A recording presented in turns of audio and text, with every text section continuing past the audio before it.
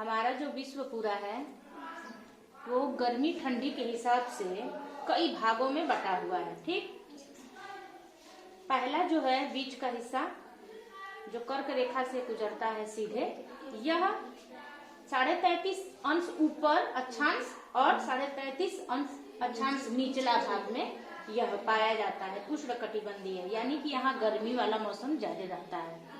इसके बाद का 66 साढ़े 66 अंश अक्षांश ये उत्तरी उपोष्ण कटिबंध है। इसमें थोड़ा कम ठंडा रहता है, इसके अपेक्षा यहाँ थोड़ा कम ठंडा रहता है। ठीक है ना। और यह उत्तरी और यहाँ नीचे दक्षिणी। ठीक है ना, दक्षिणी और उत्तरी उपोष्ण। यहाँ गर्मी ज्यादा, इससे थोड़ा कम ठंडा यहाँ, और उत्तरी और दक्षिणी शीत कटिबंध में फ्रिज जोन यानी कि बर्फ जमा रहता है। ठीक है ना। अब इन्हीं के अनुसार से हमारे सारे मौसम भी और हवाएं चलती हैं, बनती हैं। समझ में आ गया आपका कटिबंध? यह ताप कटिबंध यानी उष्मा गर्मी या ठंडी के हिसाब से कई कटिबंध में पूरे विश्व को बांट दिया गया है। अब देखेंगे कि जो बीच की रेखा होती है वो कौन सी रेखा होती है? कर्क रेखा। तो हमारा देश तो कर्क रेखा से होके गुजरता है, ठीक बीचों बीच से। ये देखिए गुजर रहा है। इन राज्यों से होके गुजरता है, गुजरात, राजस्थान, मध्य प्रदेश, झारखंड, पश्चिम बंगाल, त्रिपुरा, छत्तीसगढ़, मिजोरम, यहाँ से ये यहाँ तक काटते हुए हमारा पूरा विश्व का कर्क रेखा गुजरता है। तो ये जब अपने देश से गुजरता है तो इन राज्यों से होते हुए ये गुजरता है। और जहाँ कर्क रेखा है वह उष्णकटिबंधीय क्षेत्र है। दिख रहा है ना, यानी गर्म वाला क्षेत्र है। तो यह हमारा क्षेत्र उष्णकटिबंधीय में आता है। और हमारे यहाँ की जो जलवायु है मानसूनी जलवायु है। कोई भी फसल हमारे यहाँ सब मौसम पे ही डिपेंड रहता है, निर्भर है।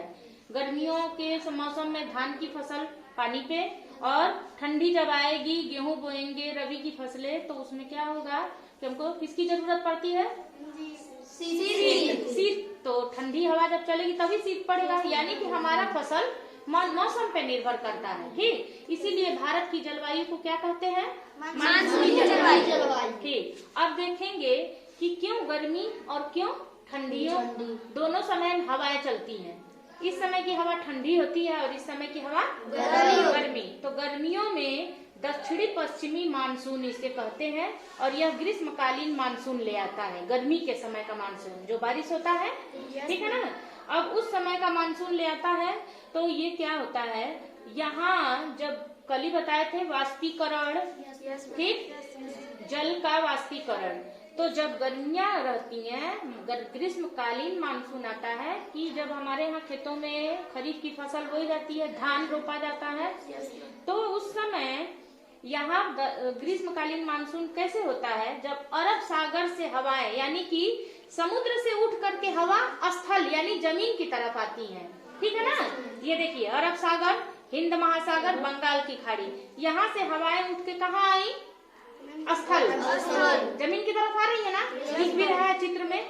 तो इसका मतलब ये हुआ कि यहाँ की हवाएं अब गर्म रहेंगी, और यह ग्रीष्मकालीन मानसून है। बारिश होगा, गर्मी रहेगी। ठीक, अब चलते हैं शीतकालीन मानसून। इस समय भी हवाएं चलती हैं। ठीक, अब यह उत्तर पूर्वी मानसून कहते हैं।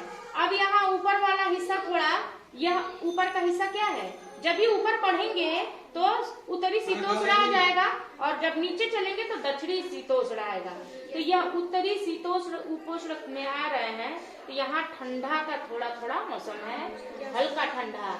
ठीक, तो अब यहाँ से स्थल, ये तो सारा जमीन है ना, स्थल से हवाएं कहाँ आ रही हैं? समुद्र की तरफ। तो जब स्थल से समुद्र की तरफ हवाएं बहती हैं, यानी उत्तर पूर्वी हवाएं जब स्थल से समुद्र की तरफ बहती हैं, तो उस समय शीतकालीन मानसून आ जाता है। समझ में आया आप सारा ना?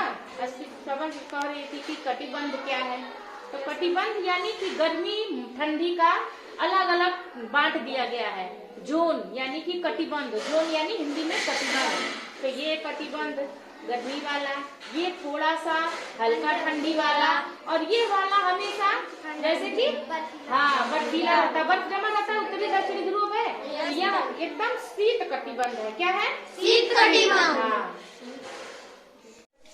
आज हम भारत की जलवायु मानसून जलवायु के बारे में बताने जा रहे हैं। भारत की जलवायु कैसी है? भारत की जलवायु मानसूनी जलवायु है। भारत में कृषि मानसूनी हवा पर निर्भर करती है। भारत की जलवायु को मानसूनी जलवायु कहते हैं। भारत एक उष्णकटिबंधीय क्षेत्र है। ऋतु के अनुसार चलने वाली हवा को मानसूनी हवा कहते हैं।